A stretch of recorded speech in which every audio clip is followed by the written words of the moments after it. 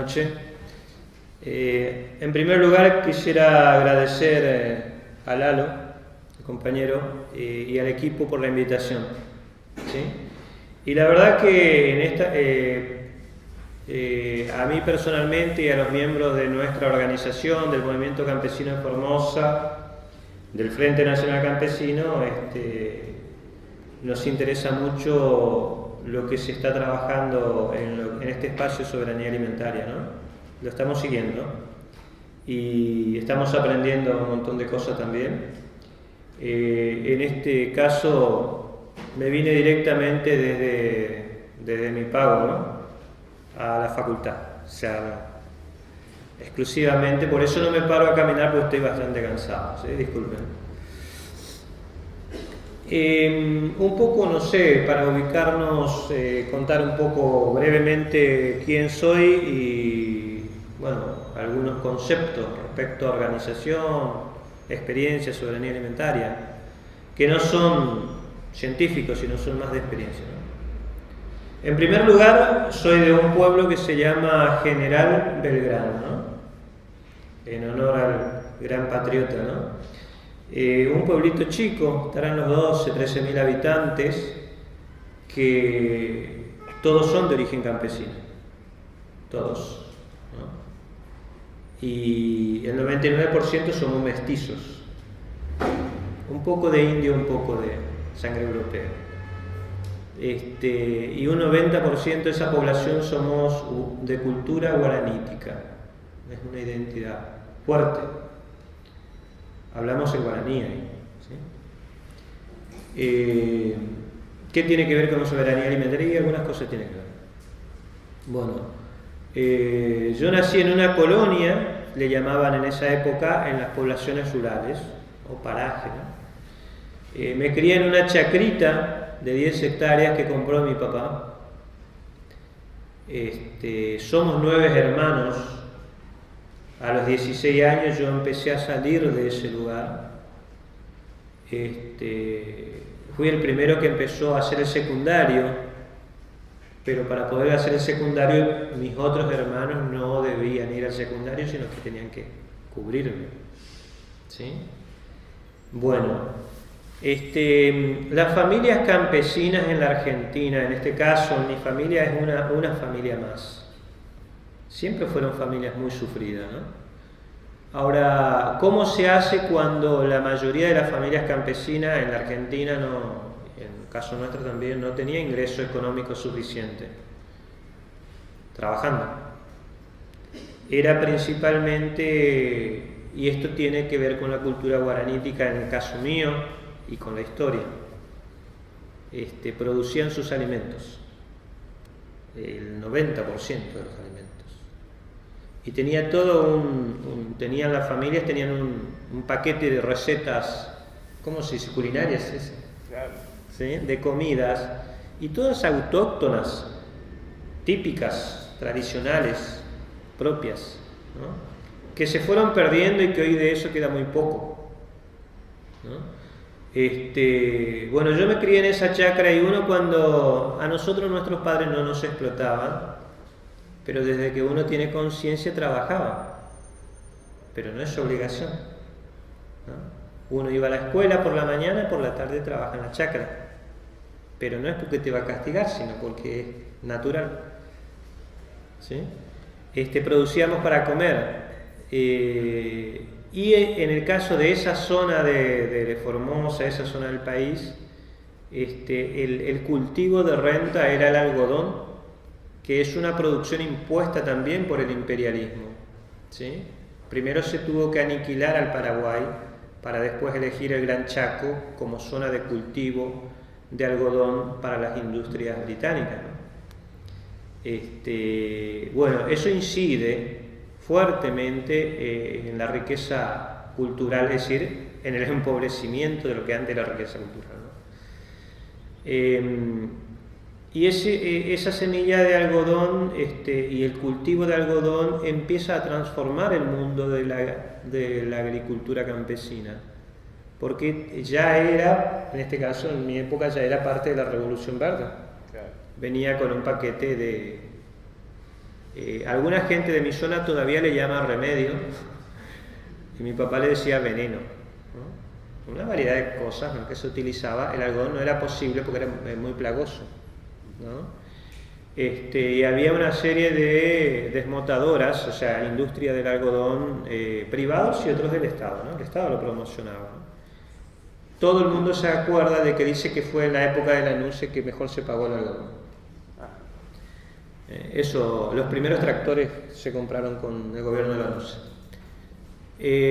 Ahora esto significó ir destruyendo lo que yo lo denomino sistema campesino, ¿no?, de producción, que era una gran diversidad de cultivos autóctonos, una gran variedad de semillas y la cría de ganado menor y ganado mayor.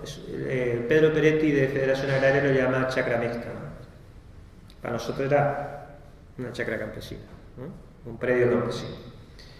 El monocultivo del algodón, lo cual el precio lo fijaba siempre el Estado de acuerdo con las empresas privadas, era una buena distracción, porque te daban crédito para producir, tenías que devolver el crédito y normalmente no empatabas, pero te distraías 6 meses, ¿sí?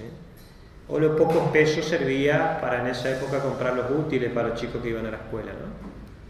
En Formosa las clases siempre empezaban un poco más tarde porque los chicos iban a cosechar algodón, bracero, ¿no?, de algodón.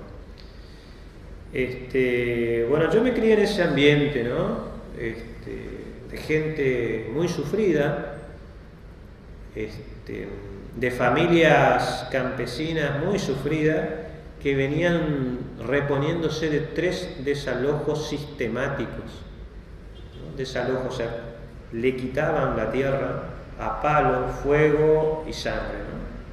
Primero para darle la tierra de mis abuelos, por decir un caso personal, y de los vecinos y de otros, a una colonia que se conformó de los pies negros, que eran los franceses oligárquicos que poblaban Argelia y que fueron expulsados de Argelia después de la revolución de la independencia. Y después fueron expulsados de Francia y el gobierno argentino les dio las tierras a los campesinos nuestros y los cagó a palo a los criollos, ¿no? Tierra. Después tuvimos otra que fue con un tal coronel Calderón, que fue el edecán de Juan Domingo Perón, que también alguien le donó una tierra y se tuvo que echar a todos los campesinos, ¿no?, entre ellos mi familia de vuelta. Y la tercera etapa de desalojo violento fue con la dictadura militar en la época de las ligas agrarias, de los cuales los familiares nuestros fueron parte también, ¿no? Eso fue parte de la disputa por la tierra, el territorio y el sistema de producción, que yo trato de decir en criollo, lo que Lalo lo estaba explicando más desde el punto de vista científico, ¿no? Pero eso son disputas, o sea, el desalojo no es casual, la represión no es casual, el muerto del dirigente campesino no es casual, los presos no fueron casuales, ¿no? Fueron la disputa de modelos productivos, disputas territoriales. Desde esa época, o sea, las ligas agrarias en todo el país fueron derrotadas, ¿no? O sea, tenemos muchos desaparecidos. Y el conflicto era por el sistema de producción y por el control territorial. Después de eso, ya en la era democrática, bueno, los productores, pequeños productores, se empieza a utilizar el término minifundista. No sé si escucharon hablar alguna vez de minifundista. Fundio tierra, ¿no? Predio. Mini es chiquito. Eso es el resultado de los desalojos violentos que hubo contra los agricultores del norte argentino, ¿sí? Incluso se creó un programa que se llama Minifundio, que es la legitimación del terrorismo de Estado contra los productores, ¿no? En esa etapa a mí me agarró la adolescencia y bueno, se vivía en época de, algunos de ustedes lo recuerdan, Carlos Menem, presidente, 1 a 1, modelo neoliberal. En su etapa, con Felipe Solá como secretario de Agricultura, desaparecieron más de 100.000 explotaciones, se dice, pero bueno, predios, de establecimientos de pequeños y medianos productores agropecuarios en Argentina, ¿no? Se fue nefasta. Formosa seguía sosteniendo que el algodón era el único cultivo rentable. El gobierno impulsaba el algodón, el Chaco también, Santiago del Estero también, el norte de Santa Fe también, lo que hizo que desaparecieran realmente miles de predios que pasaron a engrosar los grandes establecimientos, y de que miles y miles de familias campesinas del norte argentino emigraran a los centros urbanos a buscar trabajo, y la tierra que ocupaba pasa a los terratenientes, ¿no? En esta etapa, según la experiencia nuestra, desaparece buena parte de la cultura agraria campesina en el nordeste, centro, noroeste argentino. A través de las organizaciones que resurgen en la era democrática, ustedes van a escuchar nombrar el MOCASE, el MOCAFOR, el MAM, que ya resucita de la represión de la época militar, existe todo un gran debate, ¿no? Y una reorganización y propuestas para superar esa situación. Así que se impulsa nuevamente desde las organizaciones y algunos dignos técnicos profesionales la diversificación de la producción, que tiene absoluta relación con lo que recién estaban tratando, ¿no? Variedad de semilla, variedad genética en la cría de los animales menores y mayores, apuntando nuevamente al autoabastecimiento, y las organizaciones siempre volvimos a apuntar a abastecer las localidades cercanas y la región, ¿no? Pero siempre chocando contra el modelo de los terratenientes, de la oligarquía, de las entidades patronales, sociedad rural, confederaciones rurales, incluso sectores de la Federación Agraria Argentina y Coninagro, ¿no? Y ahora se suma ya en esta etapa la presencia de grandes empresas transnacionales, ¿no? Que se apropian de las tierras, que se apropian de los recursos naturales, que se apropian de la diversidad, que destruyen la naturaleza y van por todo, ¿no? Entonces, de ahí, bueno, surgen un montón de asociaciones, cooperativas, grupos, movimientos, y que a su vez que son locales. Después vamos tratando de formar organizaciones provinciales, regionales. Hay mucho intento en la historia del mundo agrario, y algunas cosas con éxito y otras no, ¿no? Ahora, desde el Estado, por un lado, tímidamente se apoyaba programas o proyectos de desarrollo rural sustentable, con el nombre, pero nunca con la transparencia, la participación, la claridad necesaria para el verdadero desarrollo sustentable, ¿no?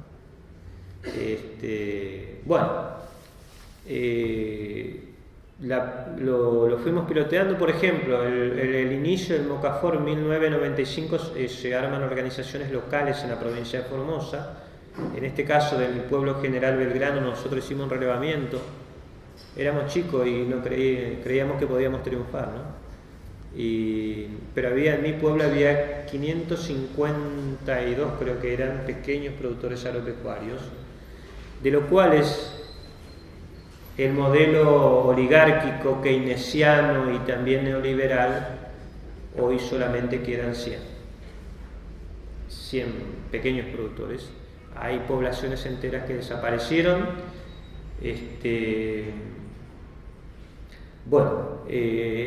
Después, en el 2008, en pleno conflicto con las entidades patronales, Federación Agraria, Coninagro, Sociedad Rural, Confederaciones Rurales, nosotros desde Formosa, con otras organizaciones como parte del MOCASE, el MAM y otras organizaciones, impulsamos la conformación de lo que denominamos el Frente Nacional Campesino, ¿no?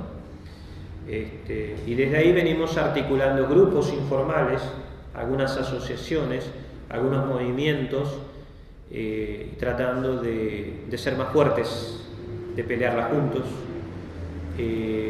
replanteando un montón de cosas, porque nos equivocamos en muchas cosas, desde lo organizativo, desde lo político, desde lo productivo.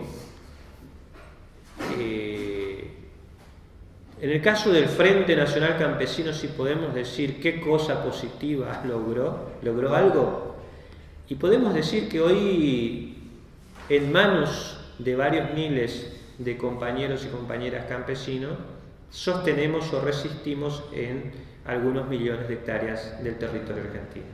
Ese es nuestro gran triunfo. Hasta acá, no sabemos mañana, ¿sí? Porque todos los días hay presión, hay desalojo, hay fuego, hay topadora, hay jueces, hay escribanos, hay policía, hay gendarmes, hay gobernadores, diputados que trabajan para hacer desaparecer a los pequeños productores o agricultores familiares. A su vez, nosotros como Frente Nacional Campesino intentamos de coordinar, articular con otros movimientos como el Movimiento Nacional Campesino Indígena, sectores de la Federación Agraria Argentina, con ASINA, con organizaciones de pueblos originarios, con FONAF, la Federación de Agricultores Familiares, de Organizaciones de Agricultores Familiares de la República Argentina. Tratamos de incidir en los espacios que se conquistan, ¿no? Con mucha lucha dentro del Estado. Tratamos de llegar y debatir y gestionar ante las instituciones locales, provinciales y nacionales. En la agroindustria, bueno, tenemos serios debates y serios conflictos. Nunca hubo, lamentablemente, política seria para el sector, para el desarrollo, nunca. Hubo muchos recursos, pero no política apropiada. Mucha plata, pero no política apropiada. Actualmente hay muy poca plata y están escondidas. Son pocas las personas, son pocos los funcionarios y las organizaciones que saben por dónde andan los pocos recursos que quedan. Pero hay un achicamiento total, hay una disputa feroz y violenta de todas las organizaciones comprometidas con lo que sería la oligarquía nacional y la transnacional, ¿no? ¿Sí? Por citar un ejemplo, pero se puede dar en muchas provincias y en muchos casos y en mucha producción. El gobierno de Formosa actualmente todavía subsidia algunas bolsas de semillas de algodón BTRR y una bolsa de semilla de maíz BTRR, con lo cual logró hacer desaparecer en pocos años las variedades de maíz y otros cultivos. El productor normalmente se contrae deudas, normalmente no puede pagar con la ganancia porque no hay, y el productor quebrado y sin poder comprar lo necesario lo que hace es vender la tierra, ¿sí? Entonces es una forma, no hace falta un juez ni un pelotón de policía para el desalojo, sino que es sistemático. ¿Y quién está atrás? Y bueno, en la bolsa de semilla dice Monsanto, en la bolsa de semilla de maíz dice Monsanto, y lógicamente glifosato, ¿no? Solo lo cito como ejemplo. En las variedades de hortalizas disminuyeron muchísimo las variedades. La mayoría de las semillas son importadas y están cotizadas en dólares, ¿no? Todos los insumos que vienen de estas empresas están cotizados en dólares, lo cual encarece toda la producción, y a su vez se perdieron gran parte de las semillas nativas y criollas, ¿no? Sí, estamos en una crisis importante. O sea, es doloroso. Es triste, y más triste es que gran parte de la sociedad argentina no tenga la menor idea, ¿no? Eso es triste. Por eso estamos así. Y no todo es triste, sino que hay parte positiva, que es este espacio, estos trabajos y lo que se están replicando en distintos puntos a través de las organizaciones, a través de las universidades, a través de los profesionales serios, comprometidos. O sea, las organizaciones impulsan el intercambio de semillas, ¿no? Lo impulsan, las organizaciones, la mayoría, ¿no? No vamos a decir todas para no mentir, pero la mayoría sí. Es una guerra Es una guerra. Las organizaciones impulsan conservar, intercambiar, recuperar, y por el otro lado el aparato muy poderoso impulsa por todos los medios posibles hacer desaparecer todo indicio de las genéticas locales o regionales, ¿no? O sea, es una guerra. Políticas públicas claramente orientadas a la verdad que no hay. O sea, conocemos muchos profesionales que trabajan en el Ministerio de Agroindustria, otros en el INTA, muy comprometidos, militantes, pero un respaldo institucional claro, que significa presupuesto, y no hay. ¿No? Sí hay mucho voluntarismo, mucha militancia, algunos programitas o proyectitos muy chiquitos, pero no es algo sistemático. ¿Sí? Bueno, eso. Por otro lado, nosotros estamos coincidiendo, pero sí, todo es disputa de la necesidad de profundizar las experiencias positivas en agricultura ecológica, multiplicar, en hacer semilleros asociativos, cooperativos, comunitarios. Apuntamos a conservar genéticas, incluso en los animales locales. Es decir, si en una zona semiárida donde llueve 300 milímetros al año hay cabra buena desde la época de los españoles, evidentemente hay una adaptación, una validación. Pero va el técnico recibido en la UBA o en Rosario y te dice que esa genética no sirve, ¿no? Y te quiere llevar de otro lado, que normalmente si vos largás en ese ambiente esa cabra o ese toro o esa vaquillona, en 2 meses muere, ¿no? O sea que hay mucho, ¿no? Y en la parte forestal lo mismo. Nosotros vemos con mucha preocupación todo lo que está pasando en la Argentina, porque en realidad todo apunta, es una cuestión política e ideológica, todo apunta a la concentración de la riqueza, a la concentración del poder y a dominar a la población, ¿no? Y aparte de dominar, hay un porcentaje que los poderosos del mundo y de nuestro país tienen claro que tiene que desaparecer o morirse de hambre o como sea, ¿no? O sea, existe esa realidad. Argentina, según nuestro análisis, mi pueblo, mi provincia, nuestro país, nuestra patria, tiene sobrada capacidad de autoabastecerse, sobrada capacidad. Existe un montón de conocimientos campesinos, de la agricultura familiar y después técnico y científico que se están desperdiciando, que si se pudiera canalizar bien las cosas, sería otra la realidad de nuestro país. En Argentina no debería haber una sola persona desocupada y una sola persona que pase hambre. Sobra capacidad para generar trabajo, para generar alimento, pero no cualquier alimento, sino alimento sano, a precio justo, y nos sobra.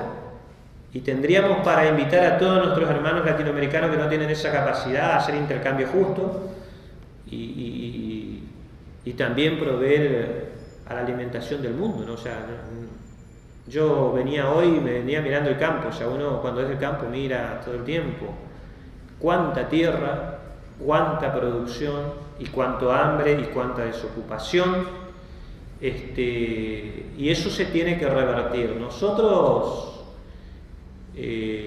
para resistir, no se puede resistir en una lucha si no tenemos que comer, ¿sí? No podés ganar una batalla si no tenés alimento asegurado y que ese alimento sea bueno. Estamos hablando de cualquier lucha. O sea, hay que autoabastecerse para dar la lucha en otros ámbitos también. Es necesario, este trabajo de ustedes es muy importante por eso, que nuestra población argentina entienda qué está pasando, qué está consumiendo, que para comer algo hecho de harina, eso sale de la tierra, está en la tierra. Y es muy alarmante la concentración de la tierra y el agua. y es muy alarmante el campo sin campesinos, cada día menos campesinos y cada día menos trabajadores en el campo, ¿no? Bueno, contra eso luchamos. Nosotros lo podemos llamar que hay que hacer una reforma agraria integral. Otros pueden utilizar otras palabras, pero un país no, o sea, la dirigencia política no puede hablar de justicia social, sea quien fuere, si la tierra, el agua, los bienes naturales, la producción de alimento, el comercio del alimento, la distribución de los alimentos está en pocas manos. O sea, a mí no me pueden hablar de justicia social nadie. Mientras sobre producción, mientras se concentre la tierra y el agua, y mientras miles de argentinos pasen hambre, estén enfermos y otros miles no tienen trabajo, ¿no? Es muy contradictorio.